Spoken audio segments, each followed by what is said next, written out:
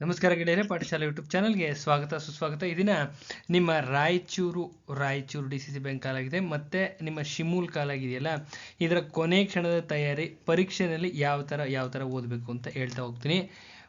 ಈ ವಿಡಿಯೋನ ಕಂಪ್ಲೀಟಾಗಿ ವಾಚ್ ಮಾಡಿ ಫುಲ್ ವಾಚ್ ಮಾಡಿ. ಈ ವಿಡಿಯೋಯಿಂದ ಆಲ್ಮೋಸ್ಟ್ ಒಂದು 10 ಕ್ವಶನ್ಸು ಡೆಫಿನೆಟಾಗಿ ಬಂದೇ ಬರ್ತವೆ. ಒಂದು 10 ಕ್ವಶನ್ಸ್ ಎಕ್ಸ್ಪೆಕ್ಟ್ ಮಾಡ್ಬೋದು. ಇದೊಂದೇ ಒಂದು ವಿಡಿಯೋಯಿಂದ 10 ಕ್ವಶನ್ಸ್ ಎಕ್ಸ್ಪೆಕ್ಟ್ ಮಾಡ್ಬೋದು. ಯಾಕೆ ಈ ವಿಡಿಯೋ ಮಾಡ್ತಾ ಇದ್ದೀನಪ್ಪ ಅಂದರೆ, ಇದು ರಾಯಚೂರ್ದು ಅಂತಲ್ಲ, ಇಲ್ಲ ನಿಮ್ಮ DCC ಬ್ಯಾಂಕ್ದು ಶಿಮೂಲ್ದು ಅಂತಲ್ಲ. KPSCನಾದರೂ ಇದೇ ಥರ ಓದಿ, KAಗಾದರೂ ಇದೇ ಥರ ಓದಿ, PSA ಆದರೂ ಇದೇ ಥರ ಓದಿ, PC ಆದರೂ ಇದೇ ಥರ ಓದಿ. ಯಾವುದೇ ಎಕ್ಸಾಮ್, ಕಾಂಪಿಟೇಟಿವ್ ಎಕ್ಸಾಮ್ಸು ಇದೇ ಥರ ಕೊನೆ ಕ್ಷಣದ ತಯಾರಿ ಹಿಂಗೆ ಇರಬೇಕು. ನೋಟ್ಸು ಇದೇ ಥರ ಇರಬೇಕು. ನಿಮ್ಮ ನೋಟ್ಸು ಈ ಥರ ಬರಬೇಕು. ಕೊನೆಗೆ ನಿಮ್ಮಲ್ಲಿ ಇರ್ತಕ್ಕಂಥ ಶಾರ್ಟ್ ನೋಟ್ಸು ಈ ಥರ ಮಾಡಿಟ್ಕೊಂಡ್ರೆ 100% ಸಕ್ಸಸ್ ಆಗ್ತೀರಾ. ಅರ್ಥ ಆಗ್ತಾ ಇದೆಯಲ್ಲ? ನಮ್ಮಲ್ಲಿ ಅವೈಲಬಲ್ ಇರ್ತಕ್ಕಂಥ notes cooperative, KMF, banking, 1959 act, 3000 question bank ಇದೆ, ಕನ್ನಡ ಇದೆ, ಕಾನ್ಸ್ಟಿಟ್ಯೂಷನ್ ಇದೆ, ಪ್ಲಸ್ ಇಂಗ್ಲೀಷು PDF ಹಾಕ್ಕೊಡ್ತೀವಿ. ಇಂಗ್ಲೀಷ್ ನಮ್ಮಲ್ಲಿ ಅವೈಲಬಲ್ ಇರ್ತಕ್ಕಂಥ ಮೆಟೀರಿಯಲ್ಲು ಎಲ್ಲರಿಗೂ ಕಳಿಸಿರ್ತಕ್ಕಂಥದ್ದು ಇಂಗ್ಲೀಷು PDF ಹಾಕ್ಕೊಡ್ತೀವಿ. ಕರೆಂಟ್ ಅಫೇರ್ಸ್ ಇದೆ, ಹಾಕ್ಕೊಡ್ತೀವಿ PDF. ಅರ್ಥ ಆಗ್ತಿದೆಯಲ್ಲ? ಇದಿಷ್ಟೂ cooperative, KMF, banking, 1959 act, 3000 question bank, Kannada and constitution printed notes send ಆಗುತ್ತೆ. ಯಾರಿಗಾರ ಅವಶ್ಯಕತೆ ಇದ್ದರೆ ತೊಗೊಂಡು ಓದಿ. ಪ್ಲಸ್ ಇಂಗ್ಲೀಷ್ ಎಷ್ಟು ನಮ್ಮಲ್ಲಿ ಅವೈಲಬಲ್ ಇರ್ತಕ್ಕಂಥ ವರ್ಡ್ ಪರ್ಟಿಕ್ಯುಲರಾಗಿ ಯೂಸ್ ಮಾಡ್ತಾ ಇದ್ದೀನಿ. 1,500 ಜನಕ್ಕೆ ಏನು ಹಾಕಿದ್ದೀವಿ ಅದನ್ನು ಹಾಕ್ಕೊಡ್ತೀವಿ. ಪ್ಲಸ್ ಕರೆಂಟ್ ಅಫೇರ್ಸು ಹಾಕ್ಕೊಡ್ತೀವಿ. ಅರ್ಥ ಆಗ್ತಿದೆಯಲ್ಲ? ಈ ನಂಬರ್ಗೆ ಕಾಂಟ್ಯಾಕ್ಟ್ ಮಾಡಿ. ಇದೇ ವಿಡಿಯೋದ ಡಿಸ್ಕ್ರಿಪ್ಷನ್ ಬಾಕ್ಸಲ್ಲಿ ಸುಮಾರು ವಿಡಿಯೋಸ್ ಇದ್ದಾವೆ ನಮ್ಮದೇ ಚಾನಲ್ದು. ಫಸ್ಟ್ ನೋಡಿ ತದನಂತರದಲ್ಲಿ ಯಾರಿಗಾರ ಅವಶ್ಯಕತೆ ಇದ್ದರೆ ಕಾಲ್ ಮಾಡಿ. ಸೊ ಯಾರೆಲ್ಲ ಚಾನಲ್ ಸಬ್ಸ್ಕ್ರೈಬ್ ಮಾಡಿದರೆ ಸಬ್ಸ್ಕ್ರೈಬ್ ಮಾಡಿರಿ. ವಿಡಿಯೋನ ಮ್ಯಾಕ್ಸಿಮಮ್ ನಂಬರ್ ಪೀಪಲ್ಗೆ ಶೇರ್ ಮಾಡಿರಿ ಅಂತ ಹೇಳ್ತಾ ವಿಡಿಯೋ ಒಳಗಡೆ ಎಂಟ್ರಾಗೋಣ. ನೋಟ್ಸು ಯಾವ ಥರ ಬರಬೇಕು, ಲಾಸ್ಟ್ ಮಿನಿಟಲ್ಲಿ ಯಾವ ಥರ ಇರುತ್ತೆ ಅಂತ ತೋರಿಸ್ತೀನಿ ನೋಡ್ರಿ. ಇಲ್ಲಿ ಕಾಣಿಸ್ತಾ ಇದೆಯಲ್ಲ, ಒಂದೇ ಒಂದು ಎಕ್ಸಾಂಪಲ್. ಇದೊಂದು ಎಕ್ಸಾಂಪಲ್ ಅಷ್ಟೇ. 2025 ICA ವಿಶ್ವ ಸಹಕಾರಿ ಮಾನಿಟರ್ ಶ್ರೇಯಾಂಕದಲ್ಲಿ ಅಮೂಲು ಅಗ್ರಸ್ಥಾನ ಪಡ್ಕೊಂಡಿದೆ. ಇದು ಕೇಳ್ತಾರೆ 100% ಒಂದು ಕ್ವಶನ್ ಬಂದಿರುತ್ತೆ ಇದ್ರ ಮೇಲೆ ಎಲ್ಲರಿಗೂ ಸೇರಿ ಹೇಳ್ತಾ ಇದ್ದೀನಿ. ಇದನ್ನು ಬಂದಿರುತ್ತೆ, ಕಂಪಲ್ಸರಿ ಕ್ವಶನ್ ಇದ್ದೇ ಇರುತ್ತೆ. ಅಮೂಲು ಅಗ್ರಸ್ಥಾನ ಪಡ್ಕೊಂಡಿದೆ. ಅರ್ಥ ಆಗ್ತಿದೆಯಾ? ಗುಜರಾತ್ನ ಆನಂದ್ ಜಿಲ್ಲೆಯಲ್ಲಿರ್ತಕ್ಕಂಥ ಗುಜರಾತ್ ಸಹಕಾರಿ ಹಾಲು ಒಕ್ಕೂಟವು ಅಮೂಲ್ ಬ್ರ್ಯಾಂಡ್ನ ಅಡಿಯಲ್ಲಿ ಡೈರಿ ಉತ್ಪನ್ನಗಳನ್ನ ಮಾರಾಟ ಮಾಡ್ತಾ ಬರ್ತಾ ಇದೆ. 2025 ಅಂತಾರಾಷ್ಟ್ರೀಯ ಸಹಕಾರಿ ಒಕ್ಕೂಟದ ವರದಿಯ ಪ್ರಕಾರ ವಿಶ್ವದ ನಂಬರ್ 1 ಸಹಕಾರಿ ಸಂಸ್ಥೆ ಎಂಬತಕ್ಕಂಥ ಹೆಗ್ಗಳಿಕೆಗೆ ಪಾತ್ರವಾಗಿದೆ. ಅರ್ಥ ಆಗ್ತಿದೆ? ಕರೆಂಟ್ ಅಫೇರ್ಸಲ್ಲಿ ಇರ್ತಕ್ಕಂಥದ್ದು. ಈ ಶ್ರೇಯಾಂಕವನ್ನು ಯಾವ ಬೇಸಿಸ್ ಮೇಲೆ ಕೊಟ್ಟಿದ್ದಾರಪ್ಪ ಅಂದರೆ, GDP ಪರ್ ಕ್ಯಾಪಿಟಲ್ ಇನ್ಕಮ್ ಆಧಾರದ ಮೇಲೆ ಕೊಟ್ಟಿದ್ದಾರೆ.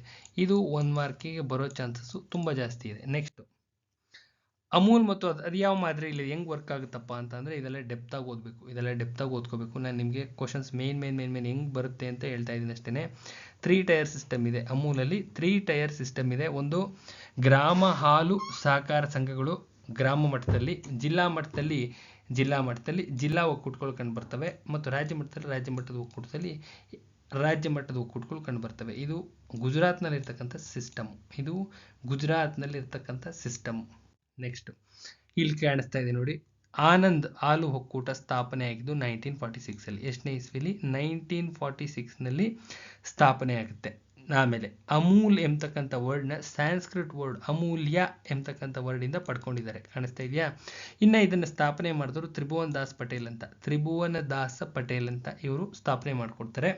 ವರ್ಗೀಸ್ ಕುರಿ ಅಂತ ನಂತರದಲ್ಲಿ ಹೆಡ್ ಆಗಿರ್ತಾರೆ. ಲಾಂಗ್ ಪೀರಿಯಡಲ್ಲಿ ಹೆಡ್ ಆಗಿರ್ತಾರೆ.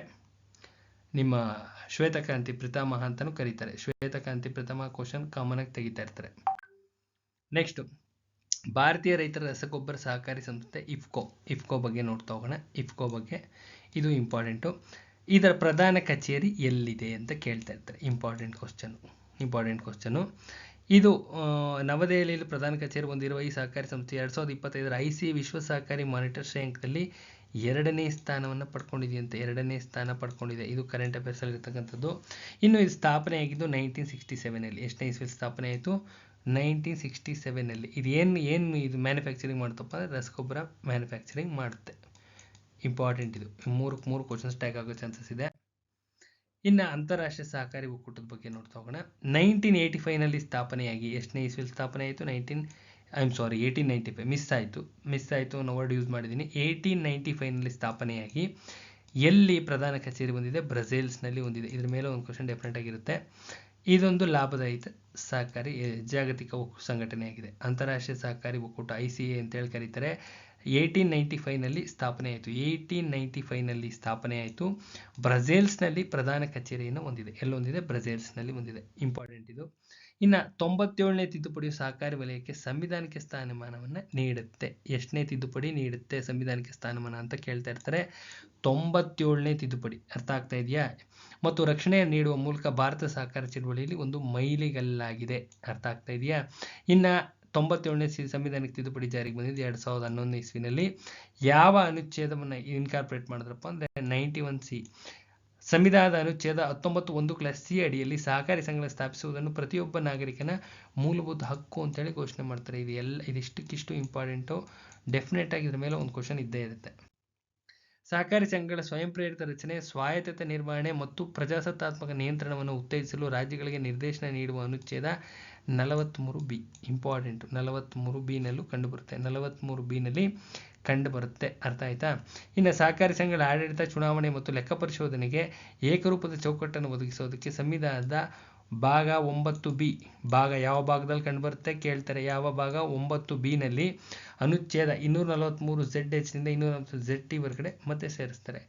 ಭಾಗ ಯಾವುದು ಅಂತ ಕೇಳ್ತಾ ಇರ್ತಾರೆ. ಈ ಆರ್ಟಿಕಲ್ ಎಲ್ಲಿಂದ ಎಲ್ಲಿವರೆಗೂ ಅಂತ ಕೇಳ್ತಾ ಇರ್ತಾರೆ. ಇಂಪಾರ್ಟೆಂಟ್, ಲೆಕ್ಕ ಪರಿಶೋಧನೆಗೆ ಸಂಬಂಧಪಟ್ಟಂಗೆ. ನೆಕ್ಸ್ಟ್, ಅಧಿಕಾರ ವ್ಯಾಪ್ತಿ ಮತ್ತು ಒಕ್ಕೂಟ ವ್ಯವಸ್ಥೆ. ಸಂವಿಧಾನದ ತಿದ್ದುಪಡಿ ಹೊರತಾಗಿ ಶಾಸಕಾಂಗದ ಅಧಿಕಾರಿಗಳು ಏನೇನಿದೆಯಪ್ಪ ಅಂದರೆ, ನಿಮ್ಮ ಕೋಆಪರೇಟಿವ್ 7ನೇ ಅನುಸೂಚಿ ಪ್ರಕಾರ ಸಹಕಾರಿ ಸಂಘಗಳು ರಾಜ್ಯ ಪಟ್ಟಿಯ ವಿಷಯವಾಗಿದೆ. ಎಷ್ಟನೇ ಅನುಸೂಚಿಯಲ್ಲಿದೆ ಅಂತ ಕೇಳ್ತಾ ಇರ್ತಾರೆ. ಅನುಸೂಚಿ ಯಾವುದು ಅಂತ ಕ್ಲಿಯರಾಗಿ ಕೇಳ್ತಾ ಇರ್ತಾರೆ. 7ನೇ ಅನುಸೂಚಿಯಲ್ಲಿ ಕಂಡುಬರುತ್ತೆ. ಸಹಕಾರಿ ಸಂಘಗಳು ಕಾನ್ಸೆಪ್ಟ್ ಕಂಡುಬರೋದು 7ನೇ ಅನುಸೂಚಿನಲ್ಲಿ ರಾಜ್ಯ ಪಟ್ಟಿಯಲ್ಲಿ ಕಂಡುಬರುತ್ತೆ. ಯಾವ ಪಟ್ಟಿ? ರಾಜ್ಯ ಪಟ್ಟಿ. ಇದು ಮತ್ತೆ ಇನ್ನೊಂದು ಮಾರ್ಕ್ಸ್ ಬರೋ ಎಲ್ಲ ಚಾನ್ಸಸ್ ಇದೆ. ಆದ್ದರಿಂದ ರಾಜ್ಯದ ಭೌಗೋಳಿಕ ಕಾರ್ಯವ್ಯಾಪ್ತಿಯೊಳಗೆ ಕಾರ್ಯನಿರ್ವಹಿಸಿದ ಸಹಕಾರಿ ಸಂಘಗಳ ಮೇಲೆ ರಾಜ್ಯ ಸರ್ಕಾರಕ್ಕೆ ಸಂಪೂರ್ಣವಾದಂಥ ಅಧಿಕಾರ ಇರುತ್ತೆ. ರಾಜ್ಯ ಸರ್ಕಾರ ಅದನ್ನು ಮಾಡ್ಕೋಬೋದು. ಏನೇ ಕಾನೂನು ಬೇಕಾದ್ರೂ ಮಾಡ್ಕೋಬೋದು. ರಾಜ್ಯ ಸರ್ಕಾರಕ್ಕೆ ಸಂಪೂರ್ಣ ಅಧಿಕಾರ ಇರುತ್ತೆ. ಆದರೆ ಬಹುರಾಜ್ಯ ಸಹಕಾರಿ ಸಂಸ್ಥೆಗಳು ಏನಾದ್ರು ಇದ್ರೆ, ಮಲ್ಟಿ ಸ್ಟೇಟ್ ಕೋಆಪರೇಟಿವ್ ಸೊಸೈಟೀಸು 2, 3 ರಾಜ್ಯಗಳಿಗೂ ಒಂದೇ ಸಂಸ್ಥೆ ಏನಾದ್ರು ಕಾರ್ಯನಿರ್ವಹಿಸ್ತಾ ಇದ್ರೆ, ಅದು 2 ರಾಜ್ಯ 3 ರಾಜ್ಯಕ್ಕೆ ಏನಾದ್ರೂ ಕಾರ್ಯನಿರ್ವಹಿಸ್ತಾ ಇರ್ತಕ್ಕಂಥ ಸಂಸ್ಥೆ ಒಂದೇ ಆಗಿದ್ರೆ ರಾಜ್ಯಗಳಿಗೆ ಬರೋದಿಲ್ಲ, ಸಂಸತ್ತಿಗೆ ಬರುತ್ತೆ ಅಧಿಕಾರ. ಯಾರಿಗೆ ಬರುತ್ತೆ? ಸಂಸತ್ತಿಗೆ ಬರುತ್ತೆ. ಆಯಾ ರಾಜ್ಯದವ್ರು ಅವರು ಮಾಡ್ಕೋತೀವಿ, ನಾವು ಕಾನೂನು ಮಾಡ್ಕೋತೀವಿ. ಒಂದೇ ಸಂಸ್ಥೆ ಮೇಲೆ 2, 3 ಕಾನೂನು ಮಾಡ್ಲಿಕ್ಕೆ ಬರೋದಿಲ್ಲ. ಅದಕ್ಕೋಸ್ಕರ ಸೆಂಟ್ರಲ್ ಕೊಟ್ಟಿರ್ತಾರೆ, ಸೆಂಟ್ರಲ್ ಅವ್ರು ಮಾಡ್ಕೋತಾರೆ. ನೆಕ್ಸ್ಟ್, ವಿಶ್ವಸಂಸ್ಥೆಯ ಸಾಮಾನ್ಯ ಸಭೆ 2025 ಅಂತಾರಾಷ್ಟ್ರೀಯ ಸಹಕಾರಿ ವರ್ಷ ಅಂತೇಳಿ ಘೋಷಿಸಿದೆ. ಇದು ವೆರಿ ವೆರಿ ಇಂಪಾರ್ಟೆಂಟ್. ಮತ್ತೆ ಒಂದು ಕ್ವಶನ್ ಟ್ಯಾಗ್ ಆಗೋ ಎಲ್ಲ ಚಾನ್ಸಸ್ ಇದೆ. ಇದರ ಧ್ಯೇಯವಾಕ್ಯ ಸಹಕಾರಿಗಳು ಉತ್ತಮ ಜಗತ್ತನ್ನು ನಿರ್ಮಿಸುತ್ತವೆ. ಮತ್ತೆ ಕ್ವಶನ್ ಟ್ಯಾಗ್ ಆಗೋ ಎಲ್ಲ ಚಾನ್ಸಸ್ 99% ಇದೆ. ನೆಕ್ಸ್ಟ್, ಸಹಕಾರಿ ಸಚಿವಾಲಯ. ಮತ್ತೆ ಒಂದು ಕ್ವಶನ್ ಟ್ಯಾಗ್ ಆಗೋ 99% ಚಾನ್ಸಸ್ ಇದೆ ಅಂತ. ಇದೆಲ್ಲ 100% ಚಾನ್ಸಸ್ ಇರೋದೇ ತಗೊಂಡಿರೋದು. ಇದೇ ಥರ ಇರಬೇಕು ನೋಟ್ಸು, ಎಂಟೈರ್ ನೋಟ್ಸು ಇದೇ ಥರ ನೀವು ಶಾರ್ಟ್ಕಟ್ಸಲ್ಲಿ ಮಾಡ್ಕೋತಿರಲ್ಲ. ಕೊನೆಯ ಹಂತಕ್ಕೆ ಒಳಗಡೆ ಎಕ್ಸಾಮಿನೇಷನ್ಗೆ ಹೋಗ್ಬೇಕಾದ್ರೆ ನಿಮ್ಮ ನೋಟ್ ಸ್ಟ್ರಕ್ಚರ್ ಈ ಥರ ಇರಬೇಕು. ಸುಮ್ಮನೆ ಓದ್ತಾ ಇದ್ರೆ ಎಲ್ಲ ಇದು ಬರುತ್ತೆ ಏನೇ ನೋಡಿದ್ರೂ ಬರುತ್ತೆ ಅಂತಲೇ ಇರಬೇಕು. Unwanted everything ತೆಗೆದಾಕಿರ್ಬೇಕು. ಅನ್ವಾಂಟೆಡ್ ಯಾರು ತೆಗೆದಿರ್ತೀರಾ ಕಂಪ್ಲೀಟಾಗಿ ತೆಗೆದಿರೋ. ಈಗ ನಿಮ್ಗೆ ಕಾಣಿಸ್ತಾ ಇದೆಯಲ್ಲ, ಪ್ರತಿ ಸ್ಲೈಡಲ್ಲೂ ಕ್ವಶನ್ಸ್ ಬರ್ತವೆ 1000% ಬರ್ತವೆ. ಯಾವುದೇ ಅನುಮಾನ ಬೇಡ. ಇದನ್ನು ನಾನು ಒಂದು ಮಾಡೆಲ್ ಆಗಿ ತೋರಿಸ್ತಾ ಇದ್ದೀನಿ. ಎಲ್ಲ KPSC KE ಎಲ್ಲ ಎಕ್ಸಾಮ್ಸ್ಗೂ ಇದೇ ಥರ ಮಾಡ್ಕೋಬೇಕು. ಹಿಸ್ಟ್ರಿ, ಜಿಯೋಗ್ರಫಿ, ಕಾನ್ಸ್ಟಿಟ್ಯೂಷನು ಸುಮ್ಮನೆ ಓದ್ಕೊಂಡು ಹಿಸ್ಟ್ರಿ ಫಸ್ಟ್ ಚಾಪ್ಟ್ರು ಸಿಂಧು ಬಯಲು ನಾಗರಿಕತೆ ಅಂದರೆ ಹಿಂಗೆ ಒಂದು ಪ್ಯಾರಾಗ್ರಾಫ್ ಓದು ಅಂದರೆ ಇದ್ರಲ್ಲಿ ಬರುತ್ತೆ. ಡೆಫಿನೆಟ್ಲಿ ಬರುತ್ತೆ. ದಯಾರಾಮ್ ಸಾಹನಿ 1924 100 years ಆಗಿದೆ, ಬರುತ್ತೆ. ಇದೇ ಥರ ಒಂದೊಂದೇ ಶುರು ಮಾಡ್ಕೊಂಡು ಬಂದರೆ ಎಲ್ಲದರಲ್ಲೂ ಕ್ವಶನ್ ಟ್ಯಾಗ್ ಆಗ್ತಾನೇ ಇರಬೇಕು. ಕ್ವಶನ್ ಟ್ಯಾಗ್ಸ್ ಬರ್ತಾನೆ ಇರಬೇಕು. ಅದು ಇಂಪಾರ್ಟೆಂಟ್ ಆಗಿರಬೇಕು. ಇದು ಓದುವ ವಿಧಾನ, ಇದು ಓದ್ತಕ್ಕಂಥ ವಿಧಾನ. ಅರ್ಥ ಆಗ್ತಿದೆಯಲ್ಲ? ಇದರಲ್ಲಿ ಕೋಡಿಂಗ್ಸ್ ಎಲ್ಲ ಆ್ಯಡ್ ಮಾಡಿಕೊಂಡ್ರೆ ಇದು ಶಾರ್ಟ್ ನೋಟ್ಸ್ ಆಗುತ್ತೆ. ಈ ಥರದ್ದು ಪ್ರತಿ ಸಬ್ಜೆಕ್ಟ್ದು ಒಂದೊಂದು 50ರಿಂದ 60 ಶೀಟ್ ಮಾಡಿಟ್ಕೊಂಡ್ರೆ ಲಾಸ್ಟ್ ಮಿನಿಟ್ ರೀಡಿಂಗು ಆ 50ರಿಂದ 60 ಶೀಟ್ನ ಒಂದು 15ರಿಂದ 20 ಸತಿ ಯಾರು ಓದ್ಕೊಂಡು ಹೋಗಿರ್ತಾರೆ ವಿತ್ ಕೋಡ್ಸು, ಅವರು 100% ಸೆಲೆಕ್ಷನ್ ಆಗ್ತಾರೆ. KPSC KE ಇದೇ ಮೆಥಡ್ ಯೂಸ್ ಮಾಡಿದ್ರೆ 100% ಸೆಲೆಕ್ಷನ್, 1000% ಸೆಲೆಕ್ಷನ್ ಆಗುತ್ತೆ. ಈ ಮೆಥಡ್ ಮಾಡಿ, ಈ ಮೆಥಡ್ ಯೂಸ್ ಮಾಡ್ಕೊಳ್ಳಿ. ಅರ್ಥ ಆಗ್ತಿದೆಯಾ? ಸಹಕಾರಿ ಸಚಿವಾಲಯ ಸ್ಥಾಪನೆ ಆಗಿದೆ 2021 ಇಸ್ವಿನಲ್ಲಿ. ಕೇಳ್ತಾರೆ, 100% ಕೇಳ್ತಾರೆ. ಸಹಕಾರದಿಂದ ಸಮೃದ್ಧಿ ಎಂಬ ದೃಷ್ಟಿಕೋನದ ಅಡಿಯಲ್ಲಿ ಭಾರತದ ಸಹಕಾರಿ ವಲಯವನ್ನು ಬಲಪಡಿಸಬೇಕು ಅಂತೇಳಿ 2021ರಲ್ಲಿ ಸಚಿವಾಲಯ ಸ್ಥಾಪಿಸ್ತಾರೆ. ಅರ್ಥ ಆಗ್ತಿದೆಯಲ್ಲ? ಇದು ಇಂಪಾರ್ಟೆಂಟು.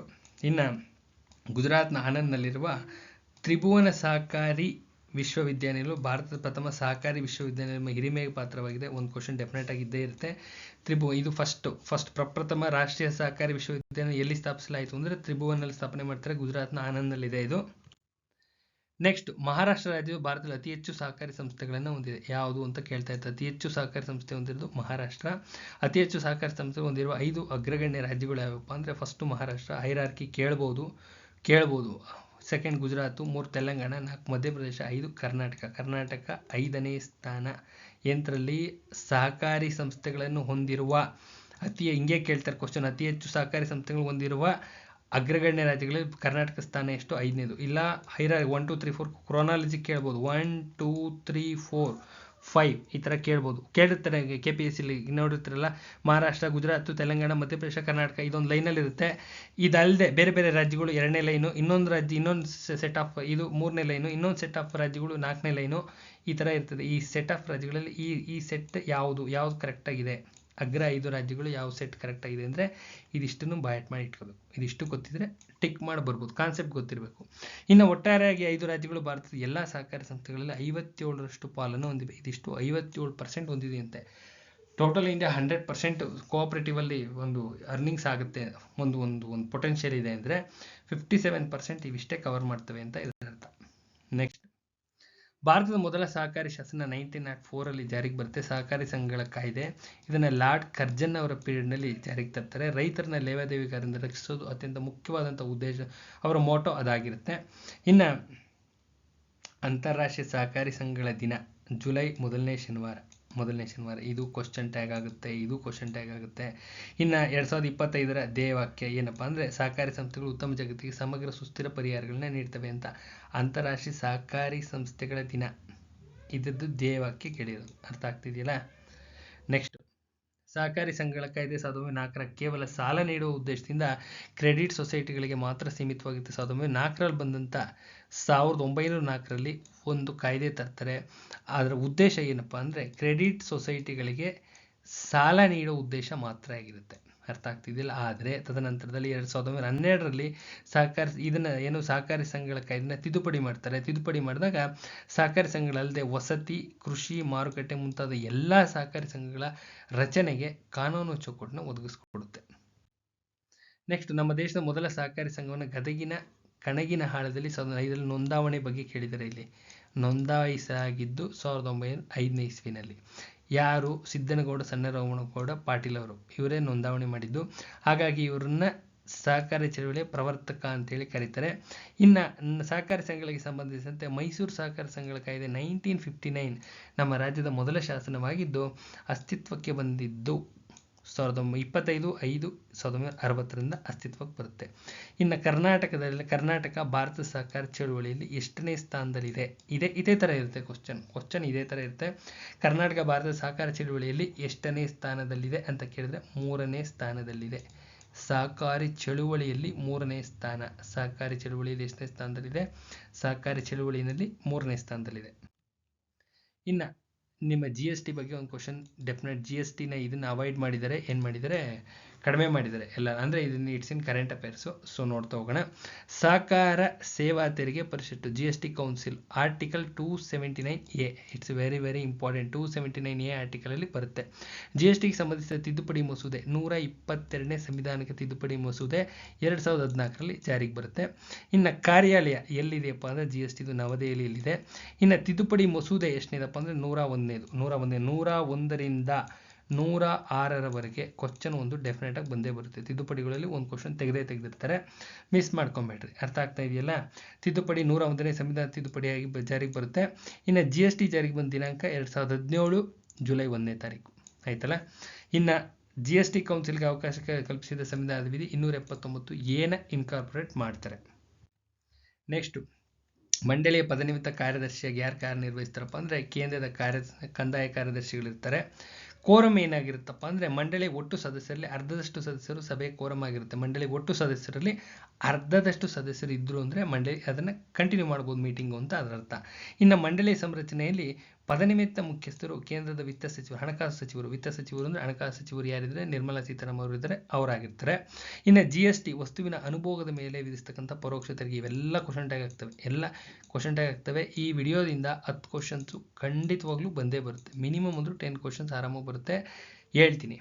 GST ವಸ್ತುವಿನ ಅನುಭೋಗದ ಮೇಲೆ ವಿಧಿಸುವ ಪರೋಕ್ಷ ತೆರಿಗೆ ಆಗಿರುತ್ತೆ. ಯಾವ ತೆರಿಗೆ ಆಗಿರುತ್ತೆ? ಪರೋಕ್ಷ ತೆರಿಗೆ ಆಗಿರುತ್ತೆ. ಇನ್ನು GST ಮಂಡಳಿಯ ರಚನೆ ಭಾರತದ ರಾಷ್ಟ್ರಪತಿಗಳ ಆದೇಶದ ಮುಖಾಂತರ ನಡೆಯುತ್ತೆ. ಅರ್ಥ ಆಗ್ತಿದೆಯಲ್ಲ? ಈ ವಿಡಿಯೋ ಮಾಡಿದ ಉದ್ದೇಶ ಪ್ರಮುಖವಾದಂಥ ಉದ್ದೇಶ ಓದೋ ವಿಧಾನ ಈ ರೀತಿ ಇರಬೇಕು ಅಂತ. ಈ ನೋಟ್ಸ್ ಹೋಗಿದೆಯಲ್ಲ, ಇದೇ ಥರ ಎಲ್ಲ ಎಕ್ಸಾಮ್ಸ್ಗೂ, ಈ ಎಕ್ಸಾಮ್ ಅಂತ ನಾನು ಹೇಳ್ತಾ ಇಲ್ಲ. ಯಾವುದೇ ಎಕ್ಸಾಮ್ ಆದರೂ ಅಷ್ಟೇ, ಈಗ ನಿಮ್ಮ ಕೈಯಲ್ಲಿ ಏನಿದೆ ನೋಟ್ಸು ಅದರಲ್ಲಿ ಇಂಪಾರ್ಟೆಂಟ್ ಪಾಯಿಂಟ್ಸ್ ಎಲ್ಲ ಇಂಪಾರ್ಟೆಂಟ್ ಪಾಯಿಂಟ್ಸ್ ತೆಗೆದು ಒಂದು ವೆರಿ ಶಾರ್ಟೆಸ್ಟ್ ನೋಟ್ಸ್ ಮಾಡ್ಕೋಬೇಕು. ಆ ಶಾರ್ಟೆಸ್ಟ್ ನೋಟ್ಸು ಪ್ರತಿ ಲೈನಲ್ಲೂ ಕ್ವಶನ್ ಟ್ಯಾಗ್ ಹಾಕಬೇಕು. ಪ್ರತಿ ಲೈನಲ್ಲೂ ಇಂಪಾರ್ಟೆಂಟ್ ಕ್ವಶನ್ಸು ಬರಲೇಬೇಕು. ಅದನ್ನೇ ಇಲ್ಲಿ ಮಾಡಿರೋದು. ಅದನ್ನೇ ನಿಮ್ಗೊಂದು ಮಾಡೆಲ್ ತೋರಿಸೋಣ ಅಂತ ಮಾಡಿದೆ. ಮಾಡೆಲ್ ತೋರಿಸೋಣ ಯಾವ ಥರ ಮಾಡ್ಕೋಬೇಕು ಅಂತ. ಈ ಥರ ಯಾವುದೇ ಸಬ್ಜೆಕ್ಟ್ ಆಗಿರಲಿ, ಅದು ಹಿಸ್ಟ್ರಿ ಆಗಿರಲಿ, ಜಿಯೋಗ್ರಫಿ ಆಗಿರಲಿ, ಕಾನ್ಸ್ಟಿಟ್ಯೂಷನ್ ಆಗಲಿ, ಸೈನ್ಸ್ ಆ್ಯಂಡ್ ಟೆಕ್ನಾಲಜಿ ಆಗಿರಲಿ, ಎನ್ವೈರ್ಮೆಂಟಲ್ ಸೈನ್ಸ್ ಆಗಿರಲಿ, ಮೆಂಟಲ್ ಎಬಿಲಿಟಿ ಮೆಥಡ್ ಬೇರೆ ಇದೆ. ಮೆಂಟಲ್ ಎಬಿಲಿಟಿಗೆ ಇಂಪಾರ್ಟೆಂಟ್ ಚಾಪ್ಟರ್ಸ್ನ ಆಯ್ಕೆ ಮಾಡ್ಕೋಬೇಕು.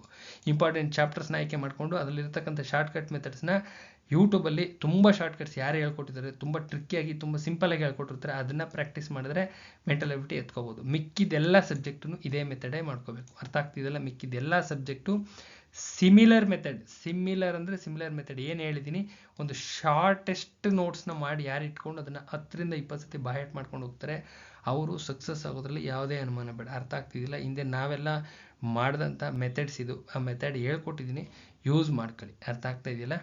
ಯಾರಿಗಾದ್ರೂ ನೋಟ್ಸ್ ಅವಶ್ಯಕತೆ ಇದ್ದರೆ constitution Kannada and cooperative material full notes, packed notes ready ಇದೆ. ಯಾರಿಗಾರು ಅವಶ್ಯಕತೆ ಇದ್ದರೆ ತಗೊಂಡು ಓದಿ. ಯಾರಿಗಾರು ಅವಶ್ಯಕತೆ ಇದ್ದರೆ ಅನ್ನೋ ವರ್ಡ್ ಯೂಸ್ ಮಾಡ್ತಾ ಇದ್ದೀನಿ. ಪರ್ಟಿಕ್ಯುಲರ್ಗೆ ನಮ್ಮದು ಹೈಲಿ ಸಕ್ಸಸ್ ಆಗಿರ್ತಕ್ಕಂಥ ನೋಟ್ಸು ನಿಮ್ಮ Mandya, Kodagu, Chikkamagaluru, Bengaluru, Jamkhandi, Sirsi urban cooperative bank, ಇದೆಲ್ಲ ನಾನು ಡಿಸ್ಕ್ರಿಪ್ಷನ್ ಬಾಕ್ಸಲ್ಲಿ ಯಾವ್ಯಾವ ಎಕ್ಸಾಮಲ್ಲಿ ಎಷ್ಟೆಷ್ಟು ಕ್ವಶನ್ಸ್ ಬಂದಿದ್ದಾವೆ ಅಂತ ಎಲ್ಲ ಡೀಟೇಲ್ಸ್ ಇದೆ. ಎಲ್ಲ ನೋಡಬೇಕು. ಫಸ್ಟ್ ನೋಡದೆ ಮಾಡದೆ ಯಾರು ಕಾಲ್ ಮಾಡಬೇಡಿ. ದಯವಿಟ್ಟು ನೋಡಿ, ಅದನ್ನು ಡೀಟೇಲಾಗಿ ನೋಡಿ, ಒಂದು ದಿನ ಕೂತ್ಕೊಂಡು ನೋಡಿ. ಅದಾದ ನಂತರದಲ್ಲಿ ಏನಾದ್ರು ಬೇಕು ಅಂತ ಅನಿಸಿದ್ರೆ, ಅವಶ್ಯಕತೆ ಇದ್ದರೆ ಅಷ್ಟೇ ಮಾಡಬೇಕು. ಮೆಸೇಜ್ ಮಾಡಿದ್ರೆ ಸಾಕು. ಸೊ ನೋಟ್ಸ್ ಕಳಿಸ್ತಕ್ಕಂಥ ವ್ಯವಸ್ಥೆ ಮಾಡ್ತೀವಿ. ಎಲ್ಲರೂ ಕೂತ್ಕೊಂಡು ನೆಮ್ಮದಿಯಾಗಿ ಓದ್ಕೊಳ್ಳಿ. ಒಂದು ಕೆಲಸ ಮಾಡ್ಕೊಳ್ಳಿ. ಫಸ್ಟ್ ಒಂದು ಕೆಲಸ ಮಾಡ್ಕೊಳ್ಳಿ. ಯಾವುದೇ ಎಕ್ಸಾಮ್ ಕಾಲಾದರೂ ಬಿಡಬೇಡಿ. ನಾನು ಹೇಳೋದಿಷ್ಟೇ, ಯಾವುದಾದ್ರೂ ಆಗಿರಲಿ, KPSC ಆಗಿರಲಿ, KE ಆಗಿರಲಿ, ನಿಮ್ಮ DCC ಬ್ಯಾಂಕ್ಸ್ ಆಗಲಿ, KMF ಆಗಿರಲಿ, ಸೆಂಟ್ರಲ್ ಗೌರ್ಮೆಂಟ್ನವಾಗಿರಲಿ, ದೋಸ್ ಆರ್ ಎಲಿಜಿಬಲ್ ಅನ್ನೋ ವರ್ಡ್ ಯೂಸ್ ಮಾಡ್ತೀನಿ. ದಯವಿಟ್ಟು ಸೆಂಟ್ರಲ್ ಗೌರ್ಮೆಂಟ್ ಕಡೆ ಫೋಕಸ್ ಮಾಡಿ. ಓಪನ್ ಆಗಿ ಹೇಳ್ತಾ ಇದ್ದೀನಿ, ಸೆಂಟ್ರಲ್ ಗೌರ್ಮೆಂಟ್ ಪೋಸ್ಟ್ ಕಡೆ ಫೋಕಸ್ ಮಾಡಿ. ಜಾಸ್ತಿ ವೇಕೆನ್ಸಿ ಇರ್ತವೆ, ತುಂಬ ಜಾಸ್ತಿ ವೇಕೆನ್ಸಿ ಇರ್ತವೆ. ಪೋಸ್ಟಲ್ ಡಿಪಾರ್ಟ್ಮೆಂಟ್ ಆಗಿರ್ಬೋದು, ನಿಮ್ಮ ಯಾವುದು ಬ್ಯಾಂಕಿಂಗ್ ಆಗಿರ್ಬೋದು, ಸೆಂಟ್ರಲ್ದು ರೈಲ್ವೇಸ್ ಆಗಿರ್ಬೋದು. ದಯವಿಟ್ಟು ಫೋಕಸ್ ಮಾಡಿ. ಸ್ಟೇಟ್ ಗೌರ್ಮೆಂಟ್ಗಿನ್ನ ಅನ್ನೋ ವರ್ಡ್ ಯಾಕೆ ಯೂಸ್ ಮಾಡ್ತಾ ಇದ್ದೀನಿ ಪರ್ಟಿಕ್ಯುಲರ್ ಆಗಿ, ನಮ್ಮಲ್ಲಿ ವೇಕೆನ್ಸಿ ಕಾಲ್ ಮಾಡೋದು ತುಂಬ ಕಡಿಮೆ. ಅದೇ ಸೆಂಟ್ರಲಲ್ಲಿ ಹೆವಿ ವೇಕೆನ್ಸೀಸ್ ಇರ್ತವೆ, ತುಂಬ ಹೆವಿ ವೇಕೆನ್ಸೀಸ್ ಇರ್ತವೆ. ಸೆಲೆಕ್ಷನ್ ಆಗೋ ಚಾನ್ಸಸ್ಸು ತುಂಬ ಈಸಿ ಇರುತ್ತೆ. ದಯವಿಟ್ಟು ಫೋಕಸ್ ಮಾಡಿ, ಸೆಲೆಕ್ಷನ್ ಆಗಿ ಅಷ್ಟೇ. ಬಟ್ ಹಂಗಂತ ಇಲ್ಲಿ ಕಾಲೋದವನ್ನ ಯಾವುದು ಬಿಡ್ಕೊಡ್ದು. ಯಾವುದೇ ಕಾರಣಕ್ಕೆ ಯಾವುದೇ ಒಂದು ನೋಟಿಫಿಕೇಶನ್ ಬಿಡಬೇಡಿ. ಕಾಲ್ ಮಾಡೋದೇ ಕಷ್ಟ, ತುಂಬ ಕಷ್ಟ ಕಾಲ್ ಮಾಡೋದೇ. ಎಲ್ಲ ನೋಟಿಫಿಕೇಶನ್ ಸ್ಟಾರ್ಟ್ ಆಗ್ತಾ ಆಗ್ತಿದ್ದಾವೆ. KPSC, KE ಬರೋ ಎಲ್ಲ ಕೆಲಸನೂ ಕಾಲ್ ಆಗ್ತವೆ. FDA, SDA, ನಿಮ್ಮ ಗ್ರೂಪ್ C ಎಲ್ಲ ಆಗ್ತವೆ. ಪ್ರತಿಯೊಂದು ಆಗ್ತವೆ. ದಯವಿಟ್ಟು ಕೂತ್ಕೊಂಡು ಇವತ್ತಿಂದನೇ ಓದಕ್ಕೆ ಸ್ಟಾರ್ಟ್ ಮಾಡಿ. ಈಗಲಿಂದಾನೇ, ಈ ತಕ್ಷಣದಿಂದನೇ ಓದಕ್ಕೆ ಶುರು ಮಾಡಿರಿ. ಕಾಲ ಆದಮೇಲೆ ಓದ್ತೀನಿ ಅನ್ನೋದು ಆಗದೇ ಇರೋ ಕತೆ. ಅದು ಆಗದೇ ಇರೋ ಕತೆ. ಓಪನ್ ಆಗಿ ಹೇಳ್ತಾ ಇದ್ದೀನಿ, ಯಾರು ಹೇಳಲ್ಲ, ನಾನು ಹೇಳ್ತಾ ಇದ್ದೀನಿ. ಕಾಲ ಆದಮೇಲೆ ಏನಾದ್ರು ಓದ್ತೀವಿ ಅಂದರೆ ನೆಕ್ಸ್ಟ್ ಎಕ್ಸಾಮ್ ಸ್ಕಿಪ್ ಆಗಿಬಿಡುತ್ತೆ. ಅದು ನೀವು ಕರೆಕ್ಟಾಗಿ ಅಪ್ರೋಚ್ ಇದ್ದರೆ ಮಾತ್ರ ಅದು ನೆಕ್ಸ್ಟ್ ಎಕ್ಸಾಮ್ ಸ್ಕಿಪ್ ಆಗುತ್ತೆ. ಅರ್ಥ ಆಗ್ತಿದೆಯಲ್ಲ? ಈಗಲಿಂದಾನೇ ಓದಿ. ಒಳ್ಳೆ ಕಡೆ ನೋಟ್ಸ್ ಒಂದು ರೆಡಿ ಮಾಡ್ಕೊಳ್ಳಿ, ಓದ್ಕೊಳ್ಳಿ. ದೇವ್ರು ಒಳ್ಳೇದು ಮಾಡಲಿ ಅಂತ ಹೇಳ್ತೀವಿ. ವಿಡಿಯೋನ ಎಂಡ್ ಮಾಡ್ತೀನಿ. ನಾಳೆ ಇನ್ನೊಂದು ವಿಡಿಯೋ ಜೊತೆ ಬರ್ತೀನಿ. ನಮಸ್ಕಾರ.